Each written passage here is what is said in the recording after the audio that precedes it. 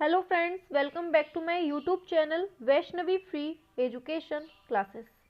Friends, जैसा आप सभी लोग देख रहे हैं कि डेली आपकी जो शाम को 5 बजे है आपकी संपूर्ण विज्ञान की सीरीज चल रही है, जिसमें हम काफ़ी सारे क्वेश्चंस पहले की क्लासों में करवा चुके हैं।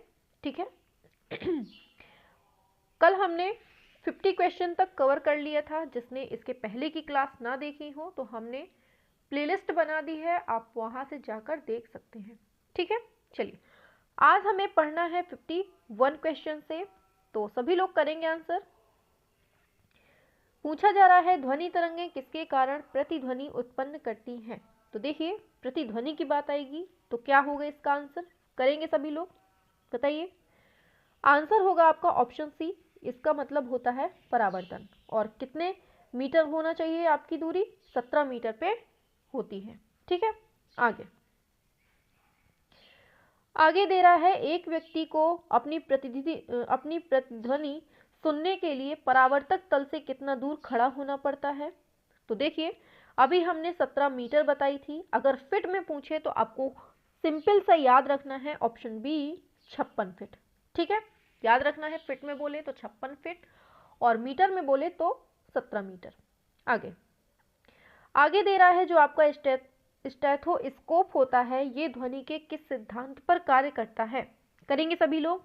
और देखिए, सुपर टेट के लिए ये जो क्लासेस चल रही हैं आपकी बहुत इंपॉर्टेंट है, बहुत ज़्यादा, क्योंकि कॉन्सेप्ट समझना आपके लिए बहुत इंपॉर्टेंट होता है।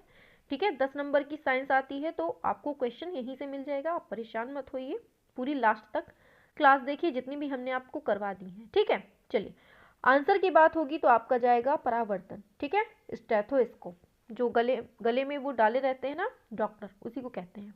आगे, प्रतिध्वनि तरंगों के किस कारण के कारण उत्पन्न होती है, बताइए किसके कारण होती है प्रतिध्वनि, अभी पढ़ चुके हैं हम, बताइए क्या होगा। इसका भी आंसर परावर्तन ही हो जाएगा। आगे है, सोनार अधिकांशतः प्रयोग में लाया जाता है अंतरिक्ष यात्रियों द्वारा, इंजीनियर के द्वारा, डॉक्टरों, नौ संचालक। आंसर होगा आपका ऑप्शन डी, नौ संचालकों के द्वारा। ठीक है, जो समुद्र में मतलब कोई वस्तु अगर पड़ी होती है नीचे समुद्र में तो वहां का पता लगाने के लिए हम किसका यूज करते हैं, सोनार का। ठीक है, आगे बोल रहा है अनुरणन काल तथा हॉल के आयतन के बीच संबंध का जो प्रतिपादन किया है वो किसने किया है, बताइए। 56 क्या हो जाएगा आंसर, इसका याद रखना है। कुल मिला के 7 ने इसके बारे में बताया था, अनुरणन काल और हॉल के बीच के जो संबंध है। आगे है गूंजहीन हॉल मतलब डेड हॉल, इसका अनुरणन काल कितना होता है, गूंजहीन बोल रहा है तो क्या हो जाएगा आंसर इसका सिंपल सा आंसर 0 हो जाएगा, क्योंकि गूंजहीन है तो इसका मतलब 0 ही हो जाएगा। ठीक है, आगे दे रहा है जब सेना पुल को पार कर रही होती है तो सैनिकों को कदम से कदम मिलाकर ना चलने का निर्देश दिया जाता है, क्यों। तो इसके लिए सिंपल सा एक चीज याद रखिए, इसका कारण मेन होता है अनुनाद। क्या होता है इसका मेन कारण, अनुनाद होता है कि अगर उनके पैरों की जो आवृत्ति होती है, उनके कदमों की आवृत्ति होती है, अगर वो पुल के आवृत्ति से मैच कर गई तो वहां पर पुल टूटने की संभावना रहती है, इसलिए ऐसा मना किया जाता है। तो आंसर बी हो जाएगा आपका कि पैरों से उत्पन्न ध्वनि के अनुनाद के कारण पुल टूटने का खतरा हो जाता है, इसलिए ऐसी होती है। ठीक है, आगे बढ़ते हैं। नेक्स्ट क्वेश्चन आता है आपके स्क्रीन पर कि हम रेडियो की घुंडी घुमाकर विभिन्न स्टेशनों के कार्यक्रम सुनते हैं, यह संभव है अनुनाद के कारण, व्यतिकरण के कारण, विस्पंदन के कारण, विवर्तन के कारण, बताइए किसके कारण हम उसकी घुमाकर हम सुन सकते हैं। तो इसका भी कारण जो होता है आपका अनुनाद ही होता है। ठीक है, जैसे ही हम रेडियो का जो वो घुंडी होती घुमाते हैं तो उसका जो मतलब आवृत्ति होती है, वो जो आपके वायुमंडल में जो आपकी तरंगे हैं उसकी आवृत्ति से जैसे ही मैच कर जाती है तो आपको वहां से सुनाई देने लगता है, मेन कारण ये होता है अनुनाद। ठीक है, आगे दे रहा है, कहा जाता है कि जब तानसेन गाता था तो खिड़की के कांच या कांच के गिलास टुकड़े टुकड़े हो जाते थे, यदि ऐसा संभव है तो ध्वनि के किस गुण के कारण है, बताइए। देखिए, अब टूट रहा है तो इसका मतलब है कि आवृत्ति सेम हो रही है और जब आवृत्ति सेम हो रही है तो इसका मतलब क्या है, आपका कारण क्या हो जाएगा, अनुनाद। ठीक है, चलिए पापा की कॉल आ गई थी, कोई बात नहीं, चलिए आगे बढ़ते हैं। नेक्स्ट है, जब हम जल के नीचे सुराही भरने के लिए रखते हैं तो जैसे जैसे सुराही भरती जाती है वैसे वैसे हमें विशेष प्रकार की ध्वनि सुनाई देती है, इसका कारण क्या है बताइए। विवर्तन है, व्यतिकरण है, अनुनाद है, परिवर्तन है, बताइए क्या होता है। 61 करेंगे सभी लोग। तो इसका भी मेन कारण जो होता है ना वो अनुनाद होता है, याद रखना है। ठीक है, आवृत्ति सेम होती जाती है, जैसे जैसे पानी नीचे गिरता है आवृत्ति सेम होती है वैसे ही आवाज होने लगती है। आगे है रेडियो का समस्वरण स्टेशन, उदाहरण है किसका बताइए। परावर्तन का, अनुनाद का, क्या होगा। देखिए रेडियो की बात कहीं भी आए आपको सिंपल से याद रखना है, ऑप्शन बी अनुनाद हो जाएगा, चाहे वो घुंडी घुमा रहा हो, चाहे वो आवाज सुनाई दे रही हो, चाहे जैसी भी बात हो, आपका आंसर बी होगा। ठीक है, आगे उम्मीद है बहुत अच्छे से क्लियर हो रहा होगा क्योंकि सारे जो आपको मिल रहे हैं बहुत क्लियरली। बताइए इसका क्या होगा। जब किसी स्थान पर दो लाउड स्पीकर साथ बजते हैं तो किसी विशेष स्थान पर बैठा श्रोता को ध्वनि नहीं सुनाई देती, नहीं पर गौर करना है। ठीक है, एक लाउड स्पीकर ये है, एक लाउड स्पीकर ये है और दोनों बज रहे हैं। ठीक है, और यहाँ पर कोई एक ऐसा स्थान होगा जहां पर इन दोनों की आवाज नहीं सुनाई दे रही होगी, तो ऐसे जो होता है उसको क्या कहते हैं बताइए क्या होगा। तो इसका सिंपल सा एक चीज शब्द याद रखना है, व्यतिकरण। देखिए दो चीजें होती हैं, एक विवर्तन होता है और एक व्यतिकरण होती है। ठीक है, जिस स्थान पर नहीं सुनाई देगा उसको हम कहेंगे व्यतिकरण, और जो दूसरा विवर्तन होता है वो ऐसा होता है कि ये दोनों आपस में बज रहे हैं और इसकी एक ऐसी स्थिति होगी जहां पर ये ध्वनि वहां सुनाई दे रही होगी, उसको कहेंगे विवर्तन, और जहां नहीं सुनाई दे रही होगी उसको कहेंगे व्यतिकरण। ठीक है, समझ में आ गया होगा। आगे चलते हैं, अभी हो सकता है क्वेश्चन भी आए वो। समुद्र में स्थान स्थान पर ऊंचे घर मतलब लाइट हाउस बनाए जाते हैं जहां से बड़े बड़े सायरन बजाकर जहाजों को संकेत दिए जाते हैं। कभी कभी जहाज नीरव क्षेत्र में पहुंच जाते हैं जहां सायरन की ध्वनि नहीं सुनाई देती। अब नहीं दे रहा है तो नहीं के लिए कौन सा वर्ड था आपका, आंसर होगा आपका व्यतिकरण। ठीक है, समझ गए होंगे बहुत अच्छे से। आगे पूछ रहा है, जब हम कमरे के अंदर बैठे रहते हैं तो यद्यपि हम बराबर के कमरे में बातचीत करने वाले व्यक्तियों को देखते तो नहीं है परंतु उसकी आवाज अवश्य सुन लेते हैं। मतलब कहीं दूर बज रहा है कोई चीज और हम दूसरी जगह हैं और हम उसकी आवाज को सुन पा रहे हैं। सुन पाने के लिए हमने क्या बताया शब्द, उसके लिए था आपका विवर्तन। ठीक है, अगर हम सुन लेते हैं आवाज को तो उसका अर्थ होगा विवर्तन, और अगर नहीं सुन पा रहे हैं तो उसके लिए होगा व्यतिकरण। ठीक है, आगे 66 है, किसी ध्वनि स्रोत की आवृत्ति में उतार चढ़ाव को क्या कहते हैं। डॉपलर, क्रॉम्पटन, रमन, प्रकाश विद्युत। बताइए क्या होगा 66। तो याद रखना है अगर मतलब आवृत्ति में उतार चढ़ाव हो रहा है तो इसका आंसर जाएगा आपका डॉपलर प्रभाव के साथ। किसके साथ जाएगा आपका आंसर, डॉपलर प्रभाव के साथ। आगे डॉपलर प्रभाव काहे से संबंधित है बताइए, चारों ऑप्शन है, क्या हो जाएगा, आंसर जाएगा आपका ध्वनि से संबंधित है। ठीक है, आगे बोल रहा है, पास आती हुई रेलगाड़ी की सीटी की आवृत्ति जो है तीक्ष्णता बढ़ती जाती है, ऐसा किस घटना के कारण होता है। बिग बैंग सिद्धांत, आर्किमिडीज का नियम, डॉपलर प्रभाव, चार्ल्स नियम। बताइए सभी लोग फटाफट से। तो इसका आंसर जी जो आंसर इसका होगा इसका भी आंसर डॉपलर प्रभाव होगा। ठीक है, आगे 69 बोल रहा है, आर्द्र वायु में ध्वनि का वेग शुष्क वायु की तुलना में अधिक होता है क्योंकि आर्द्र वायु में क्या होता है बताइए। 69 ऑप्शन आपके सामने है चारों, करेंगे सभी लोग फटाफट से। आर्द्र वायु में ध्वनि का वेग शुष्क वायु की तुलना में अधिक होता है। तो इसको याद रखना है कि शुष्क वायु की तुलना में जो मतलब आर्द्र वायु का घनत्व होता है वो कम होता है। ठीक है, मेन कारण यही होता है, ऑप्शन बी होगा। आगे दे रहा है, निम्न कथनों में कौन सा सही है। ध्वनि का वेग माध्यम की प्रकृति पर निर्भर नहीं करता है, गैसों में अधिकतम होता है, द्रवों में न्यूनतम होता है, ठोसों में अधिकतम, द्रवों में न्यूनतम, ठोसों में अधिकतम, गैसों में न्यूनतम। तो ध्वनि है तो सबसे ज़्यादा तेज किस में चलेगी? ठोस में सबसे तेज चलेगी। तो ठोस में सबसे तेज कहाँ दिया है? इसमें दिया है, इसमें दिया है। फिर उसके बाद द्रव में चलेगी, फिर उसके बाद गैसों में। तो गैसों में न्यूनतम होती है, ठोसों में अधिकतम होती है। तो 70 का ऑप्शन डी हो जाता है करेक्ट। ठीक है, ऑप्शन डी बिल्कुल सही हो जाएगा। आगे चलते हैं।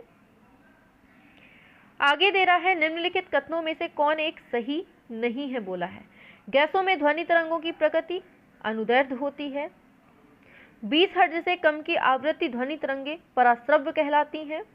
यही गलत है, जबकि 20 से जो कम होती है वो अवश्रव्य होती है, और 20 से लेकर 20,000 हर्ट्ज के बीच में श्रव्य ध्वनि होती है, और जबकि पराश्रव्य जो है वो आपकी 20 किलो हर्ट्ज से लेकर ऊपर की ध्वनि होती है। तो ऑप्शन बी हो जाएगा। बाकी और देख लीजिए। उच्चतर आयामों वाली ध्वनि तरंगे अपेक्षाकृत प्रबल होती हैं। उच्च श्रव्य आवृत्तियों वाली ध्वनि तरंगे तीक्ष्ण होती हैं। बिल्कुल सही है। तो ऑप्शन इसका क्या सही होगा? Option B. ठीक है, याद रखना है, सही नहीं है पूछा था। ठीक है, आगे।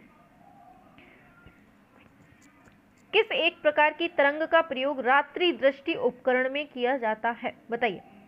रेडियो तरंग, सूक्ष्म तरंग, अवरक्त तरंग, इनमें से कोई नहीं। बताइए क्या होगा आंसर। देखिए डिटेल में आपको हर चीज़ बता रहे हैं और बहुत कम टाइम में हर चीज़ बताने की कोशिश कर रहे हैं। ऑप्शन आपका सही होगा अवरक्त तरंग, अगर रात में देखने के लिए कहे तो। आगे। किस एक ध्वनि में चाल सबसे अधिक होगी? 0 डिग्री सेल्सियस वायु में, लकड़ी में, 100 डिग्री सेल्सियस वायु में, जल में। ध्वनि की चाल सबसे अधिक किस में होती है? बताइए। अभी हमने बताया कि ठोस में सबसे ज़्यादा होती है, तो अब इसमें ठोस देख लीजिए क्या होगा। ऑप्शन ये सही हो जाएगा, लकड़ी में सबसे अधिक होती है। ठीक है, आगे। आपके अगर क्वेश्चन गलत हुआ करें तो आप ये मत सोचा करिए कि अरे हमारे तो क्वेश्चन गलत हो रहे हैं, ये क्वेश्चन ही अच्छे नहीं है। ऐसा नहीं है, आपके अंदर थोड़ा सा कॉन्सेप्ट की कमी है। अगर क्वेश्चन गलत हो रहे हैं तो कोई बात नहीं, आपके एग्जाम में गलत ना हो ये कोशिश करिएगा। ठीक है, ऐसा नहीं है कि एग्जाम के लिए इंपॉर्टेंट नहीं है। ठीक है, आगे। एक जेट वायुयान 2 मैक के वेग से हवा में उड़ रहा है। जब ध्वनि का वेग 332 मीटर प्रति सेकेंड है तो ध्वनि की चाल कितनी होगी? देखिए, अगर मैक में पूछ रहा, मतलब मैक में दे रहा है, और आप लोग जानते ही हैं 332 मीटर प्रति सेकेंड जो आपका वेग होता है ध्वनि का। ठीक है, तो आपको सिंपल सा क्या करना है, अगर आपको चाल निकालनी है तो आपको 332 से 2 का गुणा कर देना है। जो आंसर आएगा आपका वही आपका बिल्कुल सही हो जाएगा। ठीक है, तो क्या होगा आंसर आपका? आपका आंसर हो जाएगा ऑप्शन डी, 2 दूनी 4 हो जाएगा, 3 दूनी 6, 3 दूनी 6। तो ऑप्शन डी बिल्कुल करेक्ट हो जाएगा। आगे। आगे है लगभग 20 डिग्री सेल्सियस के तापक्रम पर किस माध्यम में ध्वनि की चाल अधिकतम होगी? तो हवा, ग्रेनाइट, पानी, लोहा। तो सभी लोग जान रहे हैं सभी लोग जान रहे हैं कि ठोस में ज़्यादा चलती है, तो ऑप्शन डी हो जाएगा लोहा। ठीक है, आगे। आगे दे रहा है एक जैव पद्धति जिसमें पराश्रव्य ध्वनि का उपयोग किया जाता है। Sonography, ECC, ECG. बताइए क्या होगा। सॉरी, ईसीजी है, ये ईईजी है, ये एक्सरे है। बताइए किसमें होगा आंसर, क्या होगा? तो इसके लिए देखिए, पराश्रव्य ध्वनि पूछी है तो ऑप्शन ये हो जाएगा आपका सोनोग्राफी में यूज होता है। ठीक है, सभी को याद रखना है, सोनोग्राफी में यूज होता है किसका? पराश्रव्य ध्वनि का। और ईसीजी जो होता है ये कार्डियोग्राफ से संबंधित होती है, मतलब ये हृदय से संबंध होता है। ठीक है, और ईईजी भी बहुत पूछा जाता है, तो ये आपका मस्तिष्क से संबंधित होता है, याद रखना है। ठीक है, बाकी एक्सरे तो आप लोग जानते ही हैं। अच्छा याद रखना है कि एक्सरे की जो खोज की थी ना, वो की थी रोएंटजन ने की थी। किसने की थी? रोएंटजन ने की थी, ये याद रखना है। आगे दे रहा है कौन सी तरंगे शून्य में संचरण नहीं करती हैं? प्रकाश, इलेक्ट्रोमैग्नेटिक, ध्वनि, ऊष्मा। बताइए क्या होगा 77? शून्य में संचरण नहीं करती हैं, तो सभी को पता है ध्वनि जो है निर्वात में नहीं चलती हैं। आगे है ध्वनि तरंगे किस माध्यम में नहीं चलती? तो ठोस में चलती हैं, द्रव में, गैस में, लेकिन निर्वात में नहीं चलती। आगे दे रहा है वह उपकरण जो ध्वनि तरंगों की पहचान तथा ऋजु रेखन के लिए प्रयुक्त होती हैं। वह ध्वनि तरंगे जो क्या है, रिजु रेखन के लिए प्रयुक्त होती हैं। बताइए, रडार, सोनार, पुकर, इनमें से कोई नहीं। बताइए क्या हो जाएगा आंसर। तो इसके लिए याद रखना है, जो रिजु रेखन के लिए प्रयोग होती है ना, वो सोनार कहलाती हैं, याद रखना है, ये पूछा गया क्वेश्चन है। आगे दे रहा है, श्रव्य ध्वनि तरंगों की तुलना में पराश्रव्य तरंगे जो होती हैं उच्चतर गति की होती हैं, उच्चतर आवृत्ति की होती हैं। बताइए, ऑप्शन है आपके सामने, क्या हो जाएगा। 81। हाँ, याद रखना है, ये जो होती है ना, ये उच्चतर आवृत्ति की होती हैं। कौन सी, पराश्रव्य। जबकि श्रव्य कितनी होती है, 20,000 से लेकर 20 हर्ट्ज से लेकर 20,000 तक की होती हैं। ठीक है, आगे बढ़ते हैं। पूछा जा रहा है, इको साउंडिंग प्रयोग होता है ध्वनि में कंपन उत्पन्न करने के लिए, ध्वनि की आवृत्ति बढ़ाने के लिए, समुद्र की गहराई मापने के लिए, उनमें से कोई नहीं। बताइए 82 क्या हो जाएगा आंसर। इको साउंडिंग का प्रयोग होता है आपका समुद्र की गहराई नापने के लिए। याद रखना है, इको साउंडिंग का यूज काहे में करते हैं, आपके समुद्र की गहराई मापने में। ठीक है, समझ में आ रहा है ना। चलिए आगे बढ़ते हैं। पूछा जा रहा है, एकॉस्टिक विज्ञान है। बताइए, प्रकाश से संबंधित, ध्वनि से संबंधित, जलवायु से, धातु से। करेंगे सभी लोग। 83 क्या होगा आंसर। याद रखना है, ध्वनि से संबंधित है एकॉस्टिक। ठीक है, पूछा गया क्वेश्चन है, इंपॉर्टेंट है। आगे, मनुष्यों के लिए मानक ध्वनि स्तर कितना होता है, 90, 60, 120, 100। बताइए, मानक बोल रहा है तो आंसर आपका क्या जाएगा, ऑप्शन बी, ये है 60 डेसिबल। ठीक है, आगे बताइए, निम्न वस्तुओं का पता लगाने के लिए, बताइए निमग्न वस्तुओं का पता लगाने के लिए किसका यूज होता है, क्या हो जाएगा आंसर आपका। तो बता चुके हैं आपको, ऑप्शन बी, ये है सोनार। मतलब पानी में जो वस्तुओं को पता लगाते हैं वो सोनार का। आगे, मेघ गर्जना सुनने पर व्यक्ति अपना मुंह खोल लेता है, क्यों, डर को दूर कर सके, दोनों कानों के कर्ण पटल पर वायु के दाब को बराबर कर सके। बिल्कुल सही है, ऑप्शन बी ही आपका बिल्कुल सही हो जाएगा, आपको याद रखना है। आगे चलते हैं। वायु के तापमान में परिवर्तन से ध्वनि का कौन सा गुण प्रभावित होता है। तापमान में अगर परिवर्तन हो गया तो कौन सा गुण प्रभावित होगा, बताइए। करेंगे सभी लोग। तो आंसर याद रखना है, आवृत्ति प्रभावित होती है। ठीक है, तापमान में अगर परिवर्तन हो रहा है तो ध्वनि का आवृत्ति में चेंजेस होता है। ठीक है, आगे है, ध्वनि तरंगों का वह गुण जिसमें ध्वनि का तारतम्य निर्धारित होता है, वह ध्वनि का आवृत्ति होती है, आयाम, तरंगदैर्घ्य, तीव्रता। बताइए क्या होता है। तो सिंपल से याद रखना है, तारतम्य बोल लीजिए या फिर आवृत्ति बोल लीजिए, आंसर एक ही होगा, बिल्कुल सही। आगे चलते हैं।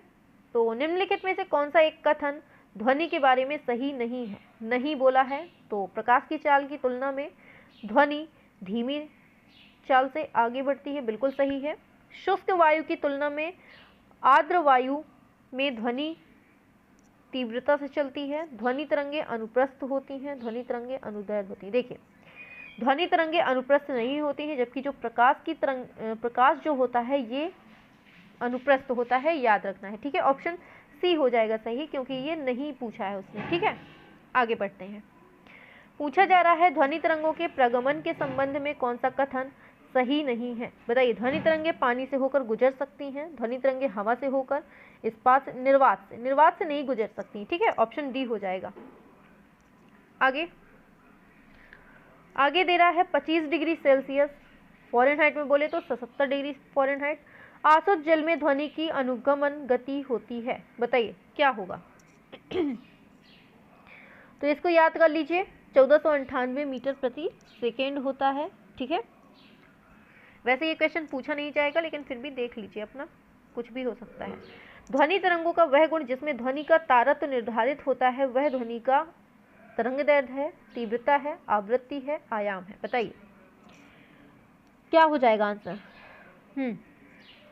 आंसर हो जाएगा आपका आवृत्ति। ध्वनि का तारतम्य निर्धारित किससे होता है, आपका आवृत्ति से। आगे, पुनरावृत्त परावर्तनों के कारण किसी बड़े हॉल में सृजित की गई ध्वनि बनी रहती है, इस घटना को क्या कहते हैं। बताइए, सभी लोग करेंगे आंसर। इसको हम अनुरणन कहते हैं। मतलब पुनरावृत्त परिवर्तनों के कारण किसी बड़े हॉल में सृजित की गई जो ध्वनि बनी रहती है, इस घटना को क्या कहते हैं? अनुरणन कहते हैं। याद रखना है, ठीक है। चलिए आगे बढ़ते हैं। तो आगे बोल रहा है कौन सी ध्वनि तरंग की आवृत्ति की इकाई नहीं हो सकती है? डीबी, अरे ये तो एक सेकेंड, ये S1 नहीं है, S की सेकेंड की पावर इनवर्स है, -1 है, ठीक है। ये हर्ज हो गया और ये जो है मीटर इनवर्स में दिया है -1 मिनट में। कुल मिलाकर आपको याद रखना है कौन मतलब ध्वनि तरंग की इकाई नहीं है। तो आपको याद रखना है, आपका आंसर जाएगा डेसिबल नहीं है।